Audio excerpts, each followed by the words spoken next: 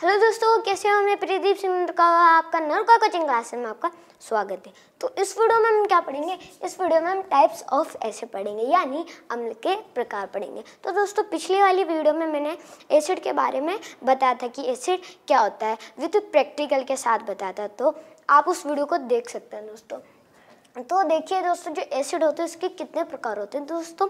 Acid के 2 types होते हैं। कौन कौन से होते हैं दोस्तों? फर्स्ट होता है स्ट्रॉन्ग एसिड, जिसे हम हिंदी में प्रबल अम्ल कहते हैं। और दोस्तों सेकंड होता है वीक एसिड, जिसे हम हिंदी में दुर्बल अम्ल कहते हैं। दोस्तों, ये दोनों जो एसिड है इन्हें हम इनऑर्गेनिक एसिड भी कहते हैं, अकार्बनिक अम्ल, क्योंकि दोस्तों इन दोनों को ह्यूमन ने बनाया, मतलब हमने बनाया, ये नेचुरल नहीं है। और दोस्तों क्या होता है, इनमें कार्बन नहीं होता है।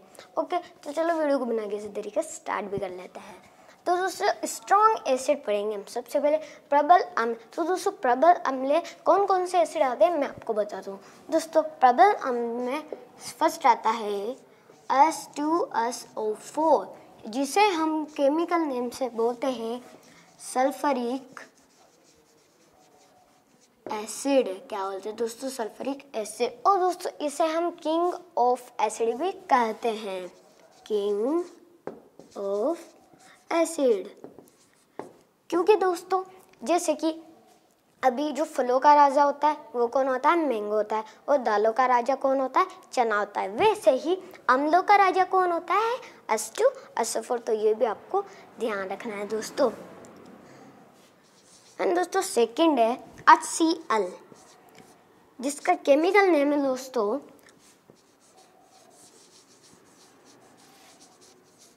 Hydrochloric acid. क्या है दोस्तों? Hydrochloric acid. और दोस्तों जो HCl जो हाइड्रोक्लोरिक एसिड है वो टॉयलेट क्लीनर में भी काम में आता है दोस्तों। किस में काम आता है? टॉयलेट क्लीनर में। अपन जैसे हार्पिक लाते हैं तो हार्पिक में भी कुछ थोड़ी सी मात्रा में क्या पाया जाता है? HCl यानी हाइड्रोक्लोरिक एसिड। और दोस्तों अपना थर्ड है HNO3, इसका नाम है नाइट्रिक एसिड, नाइट्रिक एसिड। तो दोस्तों ये तो तीनों हैं स्ट्रॉन्ग एसिड यानी प्रबल अम्ल। दोस्तों मैं आपको एक और इम्पोर्टेंट टर्म बताना चाहता हूँ दोस्तों। अगर हम HCl और HNO3 को मिला दें तो उसका जो सॉल्यूशन बनता है वो क्या होगा? दोस्तों मैं आपको बताता हूँ, HCl प्लस HNO3, अगर हम इन्हें मिला दें तो क्या बनता है दोस्तों? इन्हें मिलाने पर एक्वा रीजिया बनाता है। क्या होता है? Aqua regia.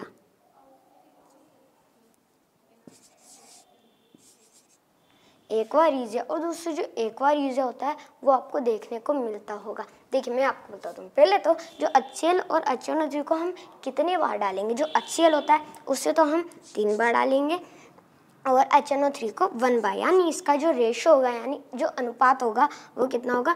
3:1, मतलब 3:1 होगा। तो ये तो हो गया इनका अनुपात। और दोस्तों जो एक्वा रीजिया होता है वो क्या होता है दोस्तों?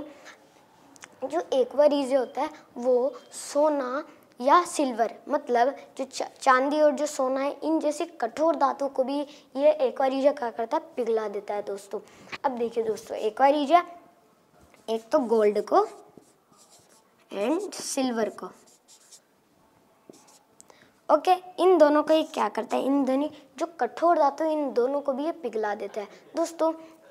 ये आपको देखने को मिलती होगी कभी कभार। दोस्तों जो सुनार लोग होते हैं उनके पास क्या होता है दोस्तों? ये एक्वा रीजिया होता है। इन्हें हम चीनी की बोतल में रखते हैं।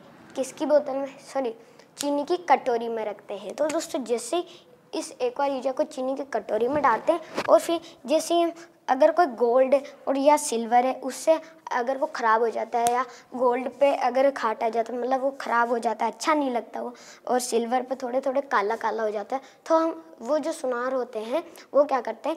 एक्वा रीजिया में इसे डाल देते हैं। डालने के बाद जैसे वो पिघलता है, जो वो काली काली जो वो पिघलती है, चांदी पिघलती है और बिल्कुल साफ़ हो जाती है। तो दोस्तों एक्वा रीजिया से बिल्कुल साफ़ हो जाती है। लेकिन दोस्तों आपको एक और चीज़ पता होना चाहिए। क्या होना चाहिए दोस्तों, जो एक्वा जो होता है, अगर हम उसमें गोल्ड या सिल्वर जैसे कठोर धातु डाल दें तो पिघल जाती है, लेकिन जब हम उसे निकालते हैं तो उसमें थोड़ा सा चीज़ क्या रहती है, बच जाती है, जिससे सुनारों को फ़ायदा हो जाता है, उनके पास चांदी या सोना आ जाता है दोस्तों। और एक्वा रीजा उनके लिए बहुत काम की भी चीज़ होती है। तो आपको पता चल गया होगा कि एक्वा रीजा क्या होता है। तो दोस्तों ध्यान रखिएगा, जब भी आप सुनार के पास जाएंगे तो आप गोल्ड या सिल्वर साफ करने के लिए मत दीजिएगा, वरना आपका आधा गोल्ड या सिल्वर चला जाएगा। अब है दोस्तों सेकंड, वीक एसिड, जिसे हम हिंदी में दुर्बल अम्ल कहते हैं। दोस्तों ये जो दुर्बल अम्ल होता है, ये इसमें क्या होता है, जो अगर हम इसमें पानी डाल दें तो थोड़ी धीरे धीरे रिएक्शन करता है, और जो प्रबल अम्ल होते हैं वो जल्दी से रिएक्शन करते हैं। मतलब देखिए, जैसे जो H2SO4 HCl और HNO3 है ना, ये क्या होते हैं, एसिड, लेकिन ये तेजाब भी होते हैं दोस्तों। तेजाब आपने सुना होगा, तेजाब। दोस्तों अगर हम जैसे H2SO4 को हाथ में डाल दें तो दोस्तों H2SO4 पूरी हड्डी को भी गला सकता है और मांस को भी गला सकता है, और जो स्किन है उसको भी मॉइस्चराइज करके यहाँ से नीचे से गिर सकता है, और दोस्तों अपन को इसमें बहुत नुकसान हो सकता है, और दोस्तों हमारी लग भी सकती है। दोस्तों ये H2SO4 HCl और HNO3 क्या है दोस्तों, तेजाब है। मैं यहाँ पर लिख देता हूँ, तेजाब, ध्यान रखिएगा। और दोस्तों वीक एसिड है, दुर्बल अम्ल, इसे हम कई बार ले भी चुके हैं, कई बार हम इसे देख भी चुके हैं। देखिए वीक एसिड में कौन कौन से आते हैं। सबसे पहला आता है दोस्तों हमारे वीक एसिड में HCOOH। इसका नाम है दोस्तों फॉर्मिक एसिड, और इसका नाम एक और एक क्या है, मेथेनोइक एसिड। और दोस्तों आपको पता होगा फॉर्मिक एसिड किस में होता है, रेड आंट में, यानी लाल चींटी में। अब दोस्तों मैं आपको बता दूं, जो लाल चींटी होती है उसको हम केमिकल नेम में क्या बोलते हैं। देखिए लाल चींटी को हम केमिकल नाम से क्या बोलते हैं, मतलब साइंस में इसका नाम है फॉर्मिका। क्या कहते हैं, फॉर्मिका। और फॉर्मिका मतलब ये जो आंट होती है, रेड आंट। देखिए रेड आंट का क्या नाम है, फॉर्मिका। और ये जब डंक मारती है, अपने डंक मारती है, जो कौन सा एसिड होती है, फॉर्मिक एसिड, क्योंकि इसका नाम फॉर्मिका है। फॉर्मिका से फॉर्मिक एसिड होता है दोस्तों। ओके। और रेड आंट के साथ जो हनी भी होती है, मधुमक्खी होती है, उसमें भी ये पाया जाता है।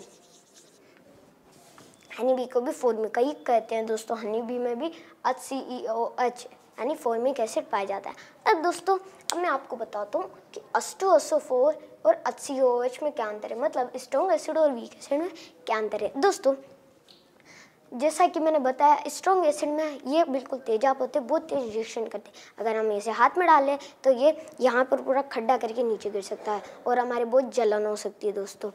लेकिन जो वीक एसिड होता है उनमें क्या होता है, फॉर्मिक एसिड। अब आपको पता होगा, जैसे मधुमक्खी ने हमारे हाथ पर काट लिया, काटने के बाद फिर थोड़ी देर बाद वो फूलेगा, फूलने के बाद दर्द, सूजन अपने ऐसा होने लग जाएगा। फिर जैसे ही हम उस पर बेस डालेंगे तो वो क्या होता है, ठीक होता जाएगा। मैं आपको नेक्स्ट वीडियो में साल्ट का बारे में भी बताऊंगा और बेस के बारे में भी बताऊंगा दोस्तों। तो ये होता है COOH, मतलब वीक एसिड और स्ट्रॉन्ग एसिड में अंतर। स्ट्रॉन्ग एसिड बहुत तेज क्रिया करते हैं और वीक एसिड बहुत धीरे धीरे। देखिए हनी बी ने काटा, वो धीरे धीरे फूलेगा, दर्द सूजन होगी, फिर धीरे धीरे वो खत्म होता जाएगा। लेकिन जो स्ट्रॉन्ग एसिड है वो तेजाब की तरह काम करते हैं, मतलब फटाफट से रिएक्शन करते हैं, जिससे हमारे शरीर में बहुत नुकसान हो सकता है दोस्तों। वीक एसिड में HCOH है और सेकंड है दोस्तों एक और इसमें कौन सा है, CH3COOH, जो काम आता है दोस्तों किस में, CH3COOH किस में होता है दोस्तों, ये एसिटिक एसिड होता है, एसिटिक एसिड। और दोस्तों एसिटिक एसिड और एथेनोइक एसिड, एथेनोइक एसिड। और दोस्तों आपको पता होगा एसिटिक एसिड किस में होता है। दोस्तों मैंने पिछली वाली वीडियो में बताया था एसिटिक एसिड किस में होता है दोस्तों, विनेगर में।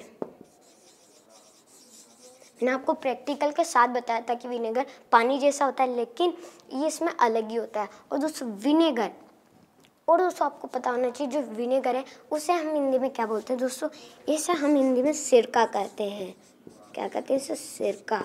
और दोस्तों कैसा आता है? ये बिल्कुल पानी जैसा आता है, लगता है कि जैसे ये पानी है, लेकिन वो क्या होता है?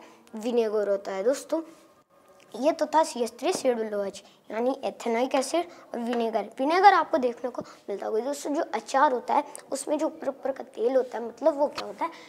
विनेगर होता है। वो एसिटिक एसिड ही होता है दोस्तों, बहुत खट्टा भी होता है।